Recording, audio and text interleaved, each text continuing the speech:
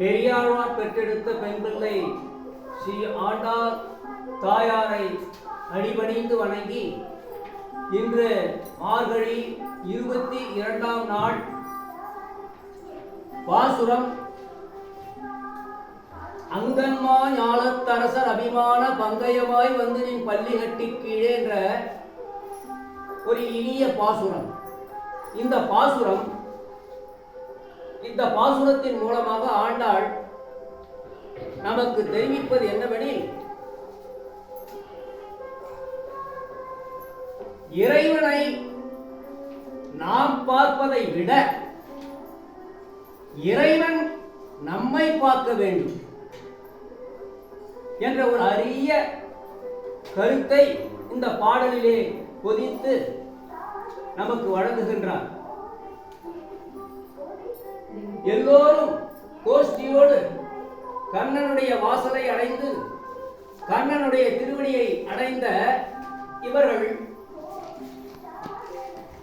அங்கன் ஞாலத்து அரசர் அபிமான பங்கயமாய் வந்து நின் பள்ளி கட்டி கீழே. அங்கன் மா அழகிய பெரிய இடத்தை கொண்ட இந்த ஞாலத்தை, இந்த உலகத்தையே ஆளக்கூடிய ஆற்றல் எங்களிடம்தான் உள்ளது. இந்த நிலப்பரப்பும் நீர்ப்பரப்பும் கொண்ட ஞாலம் எங்களுக்கே சொந்தம் என்று செருக்குற்று திரிந்த அரசர் பெருமக்கள் எல்லாம் செருக்கு அற்று இப்பொழுது தலை பெய்தோம். சங்கம் இருப்பார் போல் வந்து தலை பெய்தோம். சங்கம் என்றால் கூட்டம், கூட்டமாக வந்து உன் பள்ளி கட்டிற்கீழே சங்கம் இருக்கிறார்கள். பள்ளி கட்டு என்றால் அந்த பள்ளி அறையிலே அமைக்கப்பட்டிருக்கின்ற கட்டில் என்று வைத்துக் கொள்ளலாம், அல்லது அந்த காலத்தில் அந்த கட்டிலேயே ஒரு சிம்மாசனமாக, ஒரு ராஜ சிம்மாசனமாகவும் பயன்படுத்திக் கொள்ளலாம். அப்படிப்பட்ட அந்த பள்ளி கட்டிற்கு கீழே, அந்த சிம்மாசனத்திற்கு கீழே உன் அடிபணிந்து நிற்கிறார்கள் அந்த ராஜாக்கள் எல்லாம். நாங்கள் எங்கள் கோஷ்டியோடு இங்கே உன்னை வணங்குவதற்கு வந்திருக்கின்றோம். உன்னுடைய கல்யாண குணங்களை எண்ணி எண்ணி எண்ணி நாங்கள் உன் திருவடி கீழ் வந்திருக்கிறோம் என்று சொன்னார். பிறவில் பெருங்கடல் நீந்துவர் நீந்தா இறைவன் அடி சேராதார். வள்ளுவ பெருமகனார் சொல்லியிருக்கிறார். இறைவனுடைய அடிகளைத்தான் நாம் பற்ற வேண்டும். அந்த அடிகளை பற்றிவிட்டால் இறைவன் நமக்கு அடிபணிந்து கிடக்கிறார். இறைவனுடைய அடிகளை பற்றிய அடியவர்கள் தலைவனாகிறார்கள், இறைவன் தொண்டனாகிறார். ஆக அப்படிப்பட்ட உன் திருவடி கீழ் வந்தோம் என்று அந்த ஆய்ச்சியர்கள் சொன்னவுடன், அந்த ஆண்டாள் கோஷ்டியர்கள் கோஷ்டியோடு வந்தவர்கள் சொன்னவுடன் கண்ணை மூடிக்கொண்டே, அப்பொழுதும் கண்ணை திறக்கவில்லை கண்ணவரான், கண்ணை மூடிக்கொண்டே உங்களுக்கு என்ன வேண்டும் என்று வாய் திறந்து கேட்கிறான் கண்ணன்.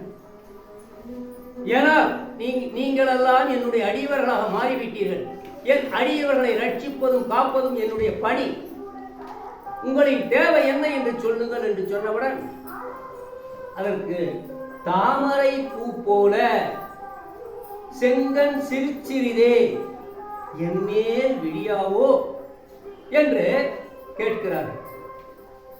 தாமரை பூ போல, மலர்ந்தும் மலராத தாமரை பூ போல எனக்கு ஒன்றும் வேண்டாம், உன்னுடைய பார்வை எங்கள் மீது பட வேண்டும். செங்கன் சிரிச்சிறிதே, தாமரை பூ போல செங்கன் சிரிச்சிறிதே என் மேல், எங்களின் மேல் விழியாவோ, பார்க்க மாட்டாயா கண்ணா? அதற்கு ஒரு அடையாளம் சொல்கிறார் பாருங்க ஆண்டாள். கிங்கினி வாய் செய்த தாமரை பூ போல. அந்த கிங்கினி, கிங்கினி என்றால் சலங்கை, காலில் கொலுசுன்னு சொல்லக்கூடிய ஒரு ஆபரணம், பெண்கள் அணியக்கூடிய அந்த சலங்கை. அது அந்த முத்து மாதிரி தான் இருக்கும். அதில் வந்து என்னன்னா அந்த அந்த வட்ட வடிவமான முத்துல அந்த வாய் வந்து லேசாக திறந்துருக்கும், உள்ள மணி இருக்கும். அந்த சத்தம் எழுப்புவதற்காக. ஆக உள்ள இருக்கிற மணி தெரியும், அது வெளியே வராதற்கு ஒரு சின்ன சிறிய ஒரு துவாரம் போல அமைக்கப்பட்டிருக்கிற அந்த கிங்கினி வாய், அதை போல அந்த கிங்கினி வாயை போல நீ லேசா, ஏன்னா முழுசு தொடக்கூடாது. முழுசு தொடர்ந்துட்டா அது ஆற்றல், நாங்க முன்னாலே நிற்க முடியாது.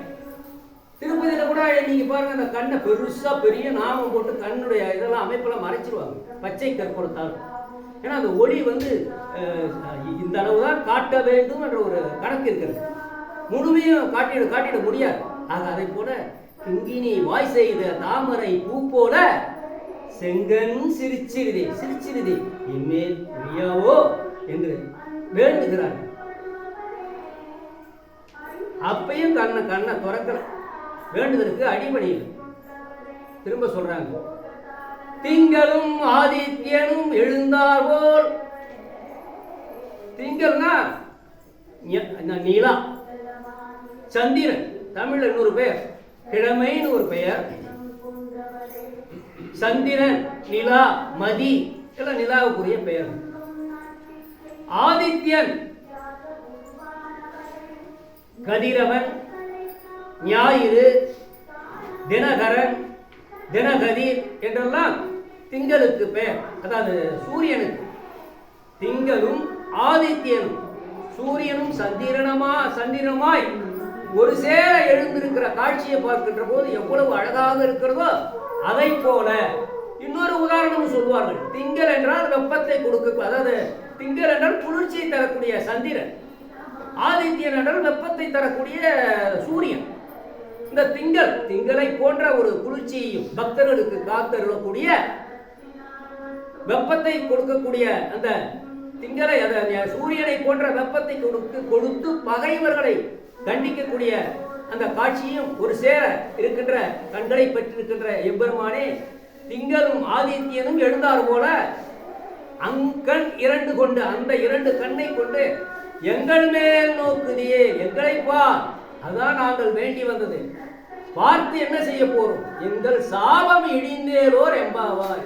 எங்களது சாபத்தை, எங்கள் இந்த பாவ விமோச்சனத்தை நீ உன் பார்வையால் பார்த்து எங்கள் பாவத்தை தீயிலிட்ட தூசாய் கருகச் செய்வாய். அது போதும் என்று ஆண்டாள் இந்த பாசுரத்திலே கண்ணனுடைய ஆற்றலையும் பெருமைகளையும் சொல்லி நமக்கு எடுத்துரைக்கிறார். இது அப்படியே நம்ம மேலோட்டமா இப்ப ஆண்டாள் இப்படி சொல்றதை பார்த்துருவோமா, உள்ளுரை என்று சொல்லக்கூடிய அந்த உள்ளுரையை பார்க்கும் பொழுது ஆசாரியன் அனுபவம். எப்பொழுதுமே அந்த பாவையில் திருப்பாவை பாசுரம் ஆசாரியர்கள் அல்லது அடியவர்கள், அதாவது இந்த உலகம்னு சொல்ல அங்கன்மா ஞானம் தான் இந்த இடத்துல உடம்புதான் ஞானம். இந்த உடம்பு என்கின்ற ஞானத்திலே உழன்று கொண்டிருக்கின்ற, செருக்காக உழன்று கொண்டிருக்கின்ற ஜீவாத்மாவை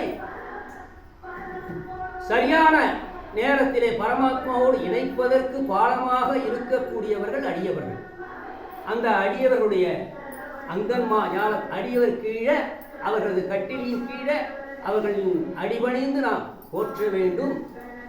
அப்படி போற்றுகின்ற பொழுது செங்கன் சிரிச்சிரிதே எம்மேல் விழியாவோனா அவருடைய பார்வை, அந்த அருட்பார்வை என்ன செய்ய வேண்டும்? நம் மீது பட வேண்டும் என்று சொல்லி, அதாவது பிரம்மனுக்கு 8 கண்கள், சிவனுக்கு 3 கண்கள், நாராயணனுக்கு 1000 கண்கள். ஆக மொத்தம் 1011 கண்கள். இந்த 1011 கண்களையும் விட இந்த அடியவர்களுடைய, இந்த ஆச்சாரியர்களுடைய ஒரு கண் பார்வை போதும். அந்த பார்வையே நமக்கு பாவ விமோசனத்தை தரும் என்று ஆண்டாள் சொல்லாமல் இந்த பாட்டிலே பொருள் புரிந்து அந்த உள்ளுரையாக சொல்லுவது மிகவும் ஒரு அற்புதமான செய்தியாகும் என்று சொல்லி இந்த இன்றைய பாசுரத்தை பாடி நிறைவு செய்வோம்.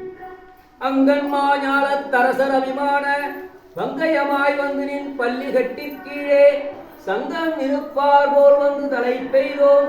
கிங்கினி வாய் செய்த தாமரை பூ போல செங்கன் சிரிச்சிறிதே என்மேல் விழியாவோ. திங்களும் ஆதித்யனும் எழுந்தார்போல் அங்கன் 2 கொண்டு எங்கள் மேல் நோக்குதே, எங்கள் மேல் சாபம் இழிந்தேலோர் எம்பாவாய். நாளை மாறி மலை பொழிஞ்சில் சீரிய நடைபோட்ட சிங்கத்தினுடைய தன்மைகளால் எடுத்து பார்ப்பதற்கு ஆண்டவனுடைய அருள் நமக்கு தேவை என்று சொல்லி நன்றி நன்றி.